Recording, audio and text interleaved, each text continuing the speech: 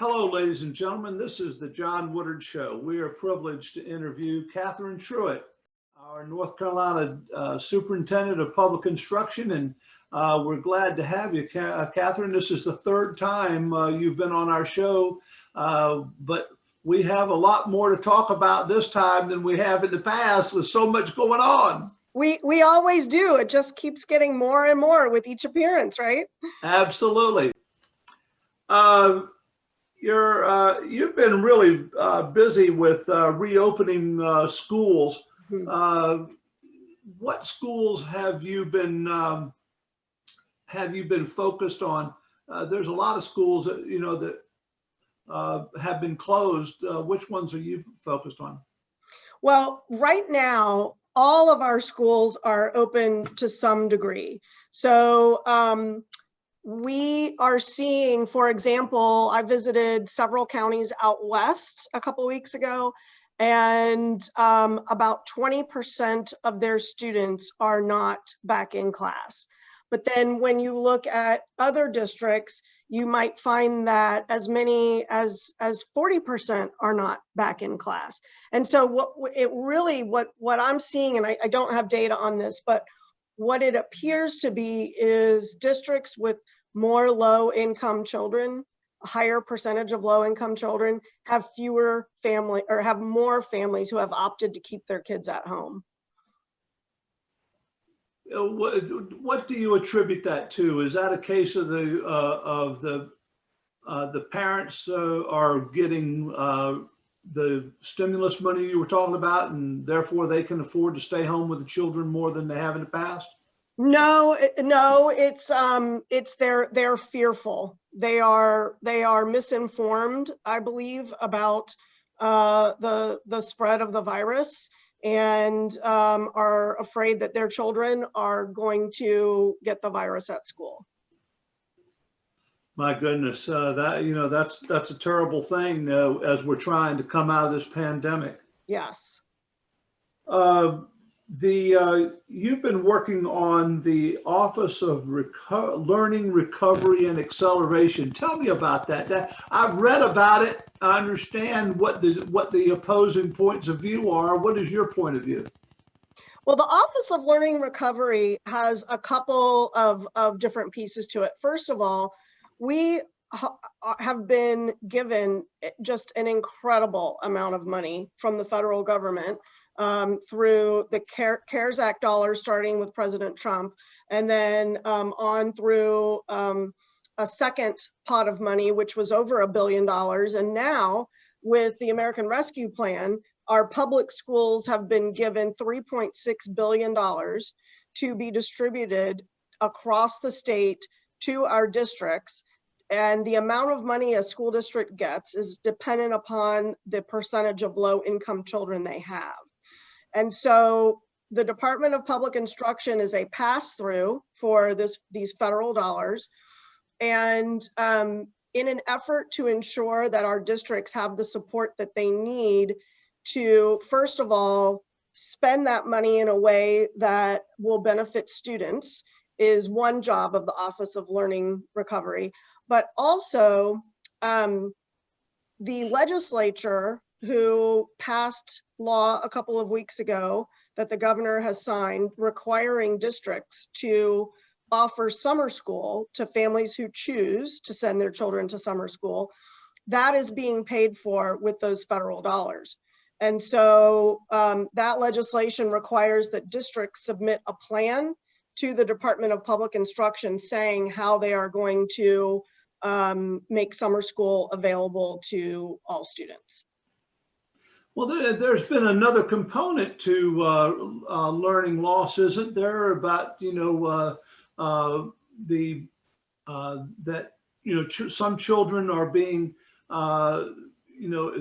denied the opportunity to get back in classroom, and thus that's the things that they have learned in the past are fading away from them. Is that a component of what we're talking about? That's the learning recovery piece, yes. So while all students who want to be in school are now back in school, pretty much as of probably the first week of April, not, some families have decided not to send their children back to school, but regardless, we did have a significant period of time, about a year, where children were not in school and therefore now have learning gaps, particularly in reading and math. And so the legislature passed the summer school bill in an attempt to address that learning loss. And we believe that they will likely require schools to offer summer school again next summer. And so what we're trying to do is come alongside schools and help them serve their students so that these students can begin to recover from that learning loss. How far behind would you say that most children in the state are with the shutdown? Some have said a year, some have said 2 years. What is your take on that?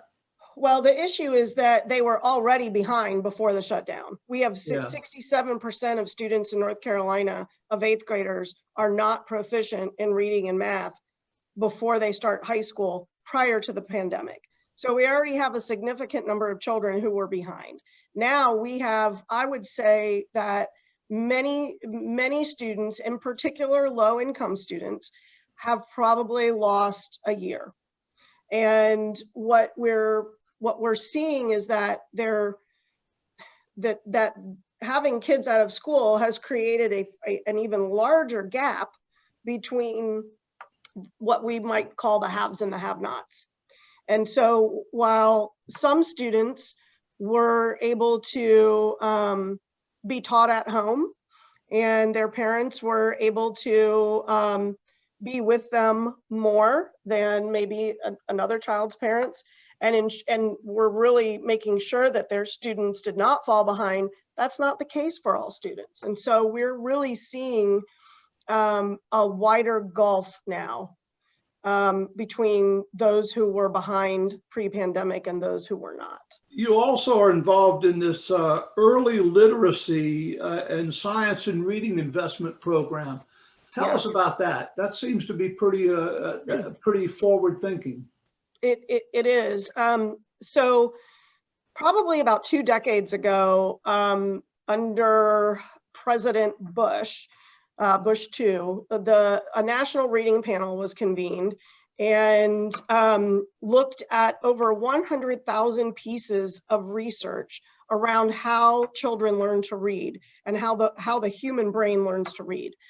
And they came up with a set of recommendations known as the National Reading Panel's recommendations, or the Big Five, which have to do with what we now call the science of reading. The science of reading is a body of research that tells us how the brain learns to read.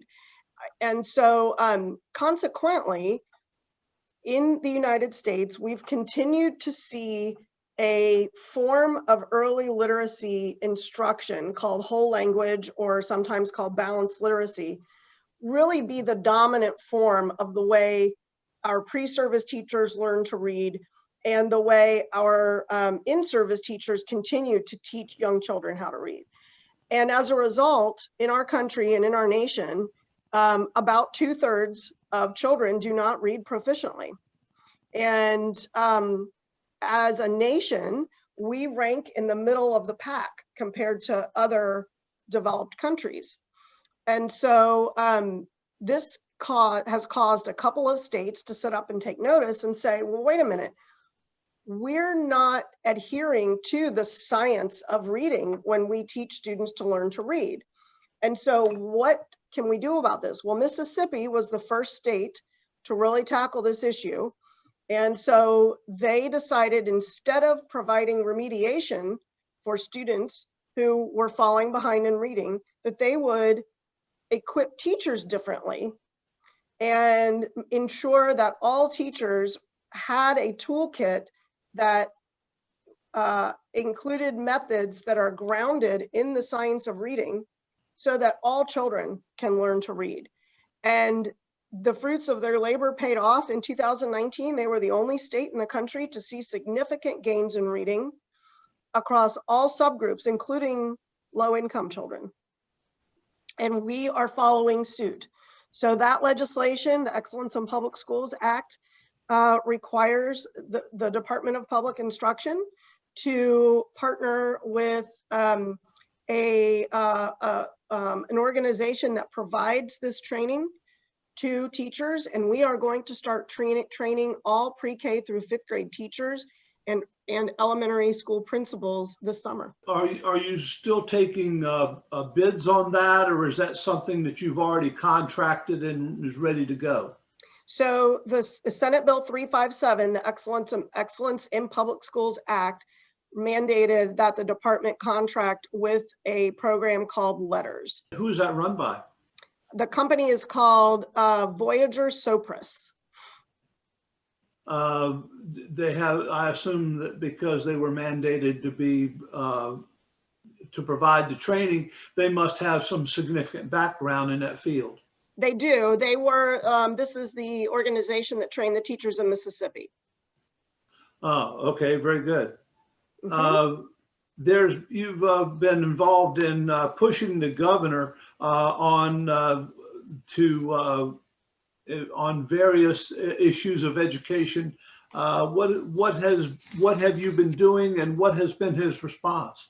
Probably in February, that it had been about 7 months since he had really weighed in on whether or not kids should be going back to school and the extent to which it was safe for kids to go back to school prior to all teachers being vaccinated, because the CDC had come out and said that vaccination was not a prerequisite for teachers to go back to school safely. And yet we still had no guidance from the governor's office or from DHHS on getting kids back to school. And so state board leadership and I met with DHHS and the governor's office and encouraged them to really take a stand.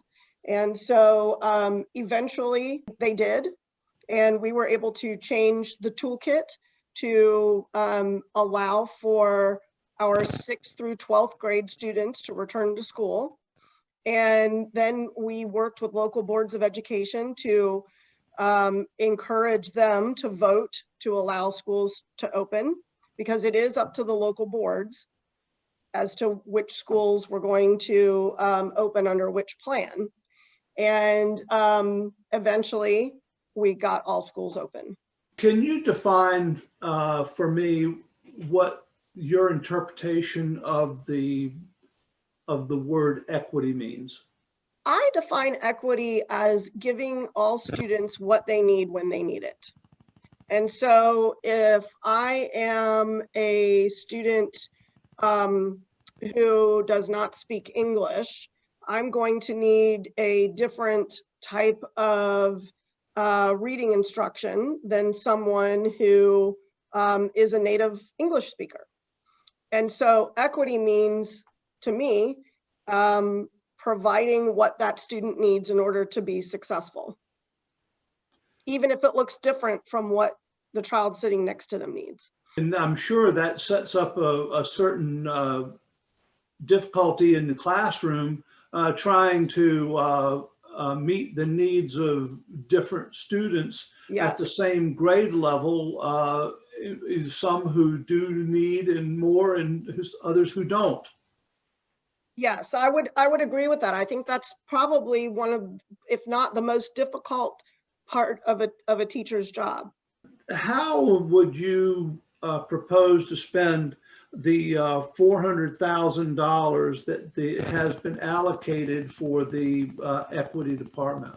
For me, equity needs to be viewed through an all students lens. Districts who need more support from the agency that I lead can have that support. And I'll give you an example. Right now in North Carolina, we have a lot of districts that offer career and technical education certificates. So let's say that that I want to be a fireman. In McDowell County, I can go to there's a class that I can take that will give me post-secondary certificates while I'm still in high school so that I can become a fireman. In Chapel Hill Carborough City Schools, they have 8 different credentials students can earn, 5 of which are part of an IT pathway that could give a child a job when they graduate from high school with the credentials that they would earn. But if I go to, let's say, one of our low-income eastern counties, they might be only offering first aid. And first aid does not lead to a career path. And so what my agency could do is work with that county to help them adopt better credentials that their students could be earning, and to help them find the teachers that they need to be able to teach those courses. So a lot of times our more remote counties have a human capital challenge. And so maybe we could come alongside them and do remote teaching and learning of a coding class, let's say, so that a kid could earn a certificate in coding that would enable them to get a job. And so that's what equity means to me. It's looking not just at one particular group and trying to make things fair. It means looking at all of our students and trying to discern what they need and when. Almost sounds like it's similar to a vocational education type of program. Is that essentially what you're modeling this after? Career technical education, or CTE, is now what in education we used to call vocational education, but that's just one piece of equity. And so to answer your question about those positions, when you factor in the pension and the benefits that state employees get, that $400,000 ask will employ about 4 people to work in our districts to support any issues of equity that come up.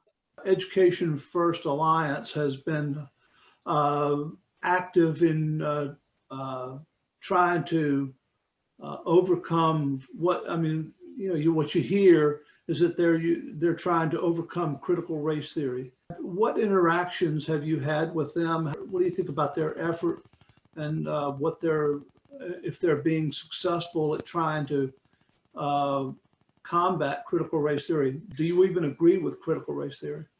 So I do not agree with critical race theory, but I want to be very clear about what critical race theory is. I think it's useful to define what it is. Critical race theory is something that grew out of critical legal theory, I don't know, 40, 50 years ago in law schools, and really started to gain attention back in the 80s, to tell you the truth. And I think because of the Black Lives Matter movement and all of the attention that has been given to instances of police shootings, et cetera, in our country, that it has kind of reared its head in our universities and in our public schools. So what CRT, or critical race theory, claims is that racism in our country is codified into law, that it's embedded in our structures, and that it's woven into public policy. It claims that institutions in our country are inherently racist, and says that race itself is a social construct rather than biological. So what I would say is that it's very important to understand that it is not a training that someone could attend. It's not a curriculum, but it's a theory and an ideology that can be embedded in trainings or in curriculum.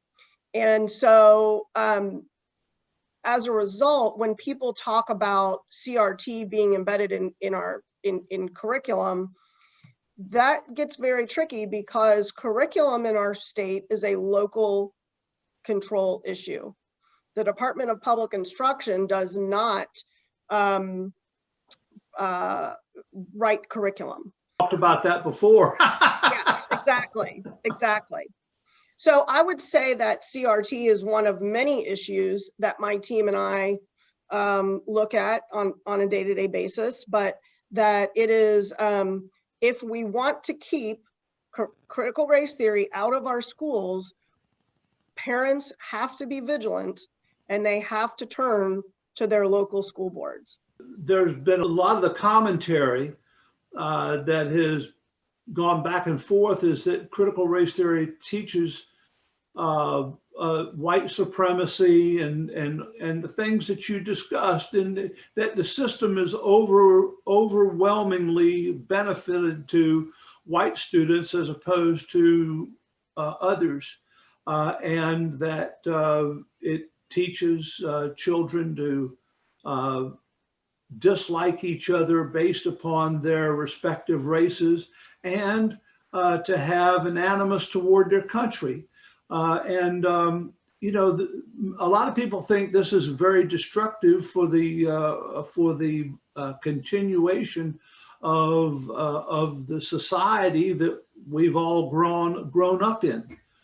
So, you know, I'm interested to see how you address that. I think that it's important to note that this is not something that is happening in every classroom across our state. It's happening in a very few classrooms across our state. Oh, and it's definitely not, you know, in the smaller communities. Right. It's in the larger communities where there's a higher population of low-income people. I've had 3 children go through our largest school district in the state, and I've never encountered this with any of my children. So I know that it's not happening in all classrooms. What I would say is that when the history standards were adopted in February, we were under a very tight time frame imposed by the General Assembly to pass the standards so that the newly added course of economic and personal finance that was legislated, that the incoming, this fall, that this incoming class of freshmen be able to graduate having taken that course. And so unfortunately, when, you know, having been elected in January, when prior to the adoption of those history standards, my hands were tied. What I can do now is, first of all, we have unpacking documents that will provide teachers with a list of topics that they can teach about that link to each of those standards. And we can make sure that those topics are fair and balanced, and that they are representative of the entire spectrum of people who live in our state. And I think that at the end of the day, the onus is on our local boards of education and our teachers to determine how they enact those standards. That's what the curriculum is. The standards are the what, the curriculum is the how.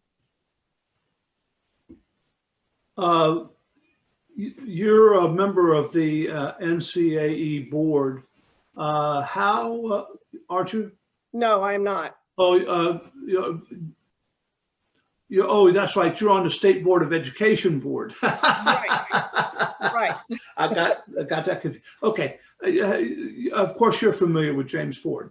Yes.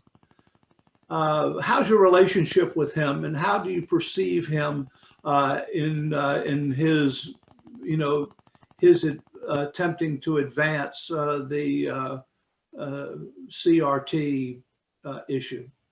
I don't think James has made a secret of his activism, of his belief that critical race theory is something that should be embedded in schools. He's very overt about that. He is. Oh, yes, he is. Yeah, he is one vote on the State Board of Education. He was appointed by Governor Cooper and has just been reappointed. But again, he is one vote. Unfortunately, I do not have a vote as the state superintendent. So I cannot, I can certainly weigh in on issues, but I don't have a vote. And so I think that, you know, I have conversations with James. He's always willing to talk to me. We don't agree on most things, and that's the way it is. Well, you know, it seems as though, and from what I hear, and I haven't, you know, participated in any of these meetings myself, but he seems to be very demonstrative in his, in trying to sway the other members of the board to adopt, you know, what his view on critical race theory. And I just, you know, I'm trying to get some sense of what that means to what the outcome is that we get out of the Board of Education. Well, you know, all the teachers and parents around the state are, you know, quite concerned about this and trying to make sure that their children are being educated, not indoctrinated. So the State Board of Education does not have any control over local curriculum decisions. Oh, yes, I understand that. So I have not, so I've been to, let's see, January, February, March, April. I've had 4 State Board of Ed meetings, and I have not witnessed James attempting during a state board meeting to sway votes regarding anything having to do with critical race theory. But we don't know what's said behind closed doors. So I can't really speak to, you know, what his activism looks like outside of what he posts in social media. There's been some, you know, I knew that there was an email exchange that you had with a supporter who was critical of a teacher named Julie something or other. You know who I'm talking about? I have a former regional teacher of the year who is on my team. Julie Pittman, that's what, yes. Mm-hmm. Mm-hmm. What was that? That woman was somewhat critical. And you gave her some information back. Have you heard anything more from her since then about that? From the woman who wrote me? Yes. No, not that I'm aware of. But I mean, I'm not sure what the problem is there, because we're talking about someone who liked a tweet a year ago. That, I mean, just because someone likes a tweet that someone gives out doesn't mean that they believe that everything that person believes. I wouldn't have hired someone who doesn't believe what I believe about the best way to educate all children in our state and give them what they need. Mr. Woodard, this is Blair, her communications director. Just letting you know, we're about out of time. I'm so sorry. She's got another meeting, but we have time for another question if you'd like to get one more in. We're just up against that 30-minute window that I know we blocked for you. Very quickly, one last question. What is the what is the difference in between equity and equality of education from your point of view? So equality means giving everybody the same thing, right? So yes. Let's say you have 30 children in a room and each child gets the same thing. Equity means giving each child what they need. And so it might be that this child over here needs more than this child over here. And so the way the Republican General Assembly funds our public schools is very equitable. It gives, for example, if there's a base per pupil allotment, and that's what your per pupil funding is unless you are low income, low income, an English language learner, or have some sort of learning challenge or learning disability. And if you are any or all of those things, your allotment is higher.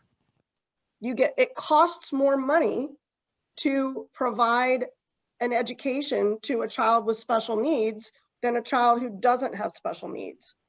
And that's what equity is. One last question.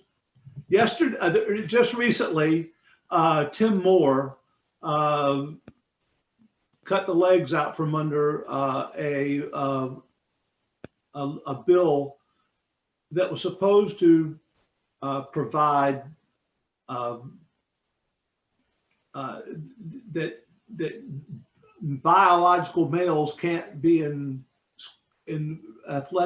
school athletics with natural born females, and there was a lot of people were really upset about that.